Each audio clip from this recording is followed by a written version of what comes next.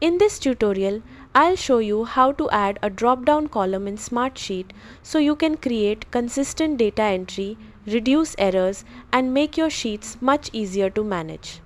To get started, open your Smartsheet and locate the column where you'd like to add a drop-down menu. Right-click the column header and select Edit Column Properties. This opens the Settings panel where you can customize how the column works. Next, find the column type section and change it to drop-down list. Once selected, you'll be able to enter the values you want users to choose from. For example, if you're creating an Assign To column, you can add team member names such as Anna Lee, James Cruz, Maria Lopez, Robert Diaz, and Sarah Kim. You'll also notice a few optional settings.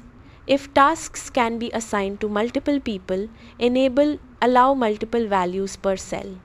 If you want users to choose only from the options you provide, check Restrict to list values only.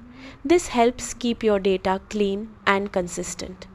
After entering your list values and adjusting the settings, click OK or Save.